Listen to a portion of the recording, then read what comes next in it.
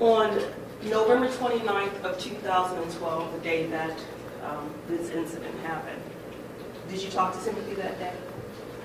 Oh yeah, yeah. That was one of the last days I saw him that day. So you actually saw him? Yeah, he was at my house. He left my house about like I want to say 9:30 or 10 o'clock at that night, and this incident happened around about I think 11:30 or 12. Okay. So you think it happened? He left your house later that evening, though. Right. Where was he living at the time? He was staying at the 2100 Club. Okay. What do you know that to be? Well, it's like a shelter. The people don't have access to a house, I guess, or don't have no place to stay, really. Could he have stayed with you all? Oh, sure. He had an opportunity. He could stay with my sister or me or anybody. He just chose that because he wanted to be, I guess, self-employed or something, be on his own. Don't want no responsibility from the family, I guess we was raised like that. It was more like to be on our own, you know what I'm saying? Do for yourself?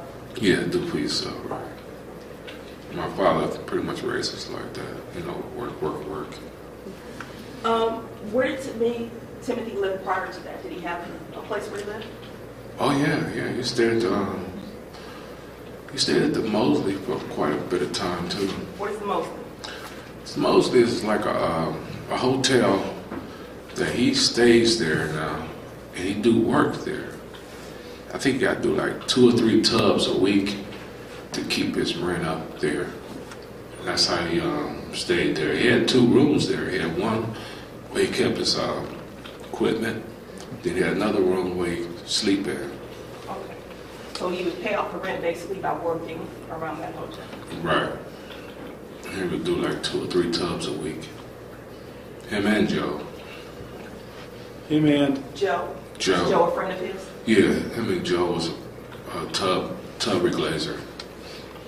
So, on November 29th of 2012, when Timothy was living in the homeless shelter, was he moving out of the homeless shelter, or was that his residence?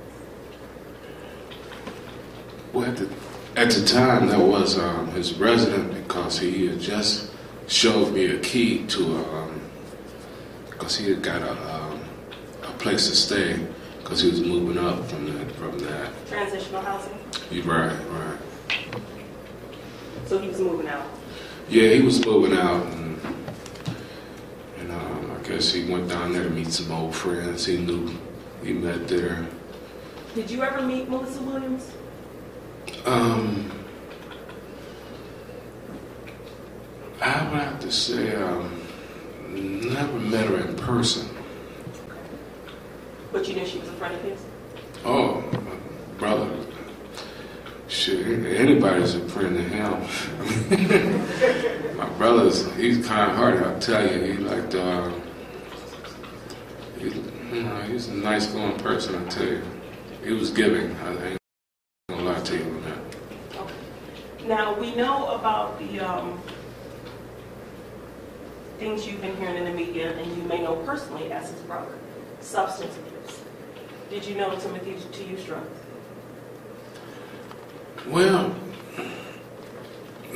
somewhat, I guess I could say, yeah, I know.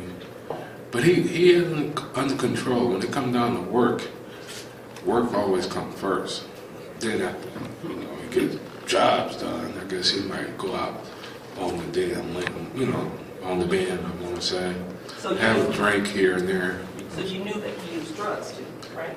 Yeah, but see, that's the only thing about me and him. We had a relationship like that. Now, the rest of the family, he didn't want to talk to them about his problems. He always come to me, and me and my wife, Kim, because we always listen to him. And that's what you mean by you had a relationship like that? Yeah. That he talked to you about it? He can talk to me and Kim about anything. What about mental health issues? Did you know he had mental health issues? No, not really. I mean, to me, I thought he was gifted when he can just hop in there and do the work he do, and you know, I can see the before and after look, you know what I'm saying? So the type of work he did. Yeah, I thought he was gifted. I didn't think he had an income problem, really, to be honest with you. Didn't seem like he had a problem. Not to me. To me, it's just like anybody else out there in the streets, I guess.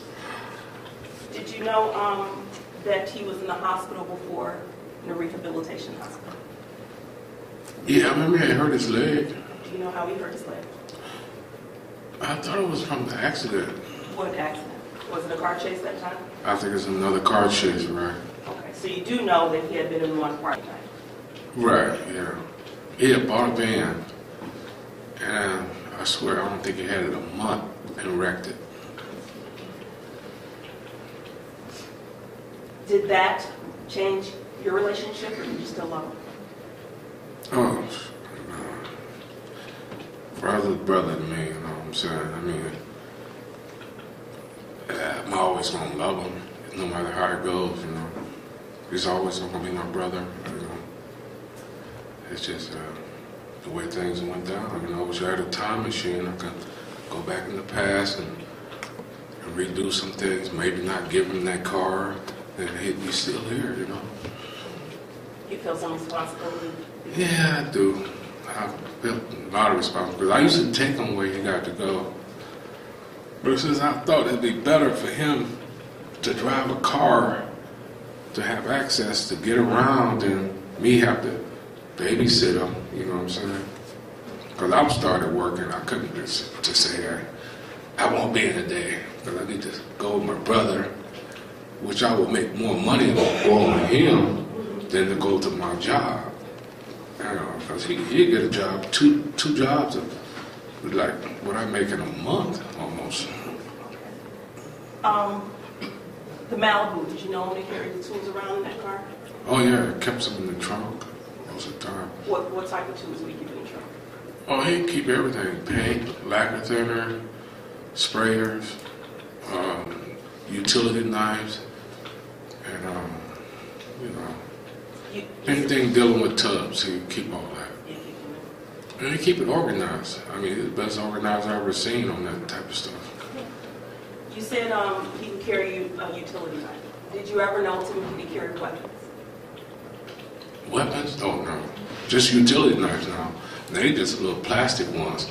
I mean, if you drop them, they might crack and break. Did you know him to be a violent person? Violent person? Violent. Oh, no. Yeah, I don't think he had a mean streak in him. He was just so giving, you know. He'd meet a person on the street and be like, what's your problem? What you need, you know? You need $1 or $2? Here you go. Just give it to him. Like, don't even know him. Just give a person 20, 30, 40, 50 bucks. Don't even know him. And you say you made good money doing the tubs. Yeah, I mean, it had its ups and downs now. I mean, it ain't like all the time. It's just 1 month he's broke. Next month he on top. Walk around flossing, pulling out $3,000 like it ain't nothing. And that would be from the big pays that you said, such as Right. Radisson, right? Gotta be from the pays of the tubs. He does, yeah. One moment. Sure.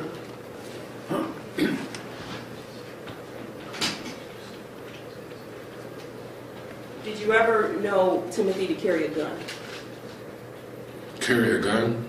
No. No, he was the only thing he liked to carry was that Bible. That Bible, that's all he liked to carry. And he'd know that book from start to finish. And you all attended a church, right? Oh yeah, we attended church. We got him up there on the podium like this judge up here. We did have a picture of him with Speaking out to the crowd. And my father said he was a preacher. Nothing further, Your Honor. Thank you.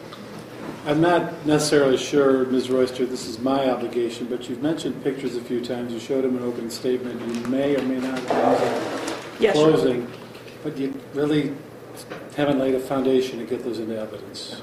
Let me ask you about the photographs of your brother. When you talk about a poster board, did you give me a poster board with photographs on there? Yeah, yes, I did. And did it have photographs of you and the family together? Oh yeah. There was a lot of stuff that we took pictures of. It was basically all those pictures was because of him, because he did that job at the Radisson. When he got paid, we all went on vacation. I mean, if he wouldn't did that Radisson, to be honest with you, we wouldn't have never went on that trip.